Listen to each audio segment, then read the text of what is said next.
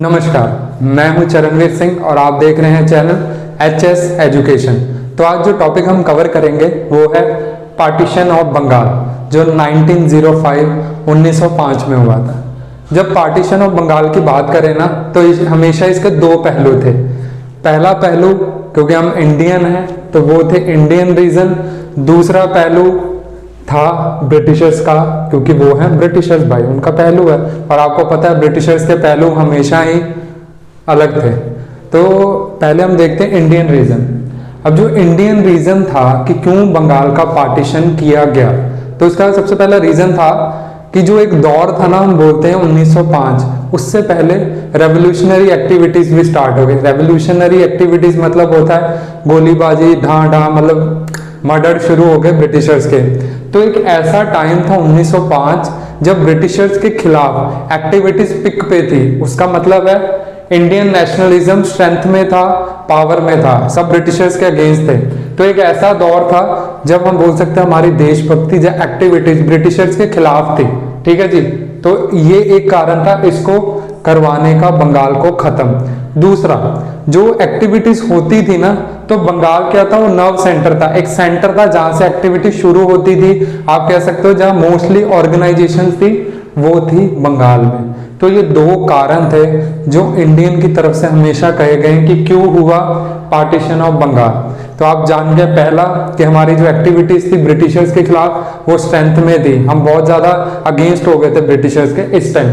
Second, Bengal एक बहुत बड़ा पॉलिटिकल ऑर्गेनाइजेशन बन गया, एक सेंटर बन गया था जहां से हर एक्टिविटी स्टार्ट होती थी। ये था इंडियन रीजन। तो दूसरा पहलू जो ब्रिटिशर्स ने कहा हमने क्यों किया, वो था, सबसे पहले आप जान लीजिए उस टाइम जो वॉइसराय फॉर इंडिया थे, वॉइसराय ऑफ इंडिया, जो मोस्टली क्वेश्चन भी आता है, वो थे लॉर्ड कर्जन।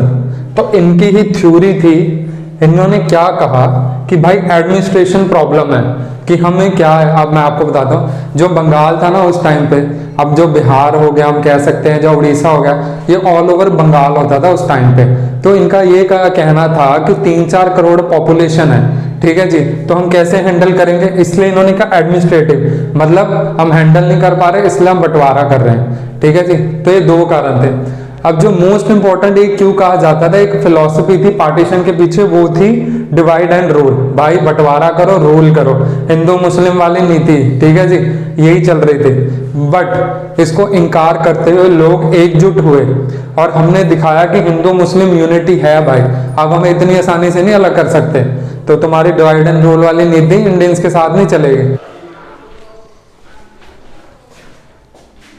अब हमने देखा था जो इफेक्ट हुआ, अब वो जो रोष था ना, जो इफेक्ट था वो लोगों ने दिखाया, ठीक है जी, कि हमें एक्सेप्ट नहीं है। अब हम देखते हैं जो इफेक्ट्स थे ना वो पॉलिटिकली, जहां हमारे जो लीडर्स थे उन्होंने कैसे दिखाया। अब हमें पता है कि स्वदेशी मूवमेंट शुरू हुआ।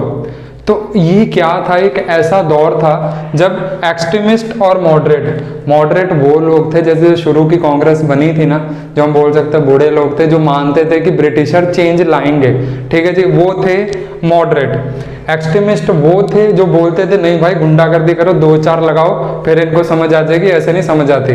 तो ये दोनों इकट्ठे आए, ठीक है जी। और क्या था, जो स्वदेशी मूवमेंट बंगाल में शुरू हुआ उसको ये ऑल इंडिया मूवमेंट बनाना चाहते थे कि पूरे हिंदुस्तान में फैले, चलो जी, और इनकी ब्रिटिशर्स की लगाएं हम लोग, ठीक है जी।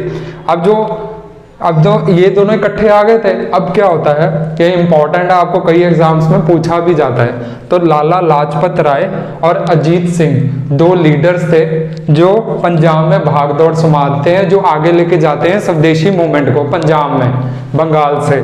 और दूसरे थे लोकमान्य तिलक, जो बॉम्बे, जो आज हम मुंबई कहते हैं, और पुणे, इन्होंने फैलाया स्वदेशी मूवमेंट को बंगाल से।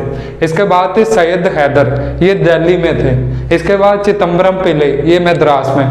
अब ये जो मूवमेंट था ये ऑल इंडिया मूवमेंट बनने लग जाता है धीरे धीरे। तो हमने अभी देखा था कि कैसे बंगाल पार्टीशन को पहले हमारे लोगों ने, फिर हमारे लीडर्स ने इसे बूस्ट किया, इसे आगे लेके गए।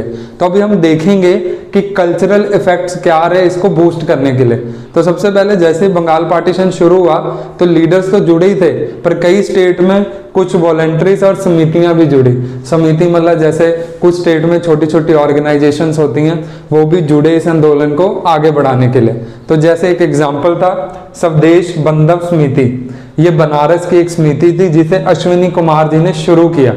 अब इस आंदोलन को आगे ले जाने के लिए ट्रेडिशनल फेस्टिवल का भी यूज किया गया। अब मैं पंजाब में, हमारा लोहड़ी है, तो जैसे मुंबई में होता है तो वहाँ गणपति जी बहुत फेमस हैं, तो उसी तरह वहाँ पे लोकमान्य तिलक ने गणपति जी और शिवाजी को फेमस किया। उन त्योहारों के थ्रू हमें बताया कि स्वदेशी मूवमेंट है क्या। इसके बाद कुछ ट्रेडिशनल फोक थिएटर्स जैसे, ठीक है जी, तो इनका भी यूज किया गया, कुछ प्ले करके, ठीक है जी, थिएटर करके लोगों को समझाया गया, नाटक करके हम लोग कह सकते हैं। तो ये सब चीजें थी, एक कल्चरल इम्पैक्ट भी था स्वदेशी मूवमेंट को आगे बढ़ाने के लिए। मूवमेंट अपनी पिक पे था, पर ऐसा क्या कारण हुआ कि 1908 में मूवमेंट को बंद करना पड़ा। तो सबसे पहला कारण ये था कि कांग्रेस में स्प्लिट हो गई, फूट डल गई। ये 1907 की बात है, जब मॉडरेट और एक्सट्रीमिस्ट, मैंने आपको बताया था कौन होते हैं, इनके बीच फूट डाल दी गई ब्रिटिशर्स के द्वारा, ये अलग हो गए। ये भी बहुत बड़ा कारण था मूवमेंट के बंद होने का।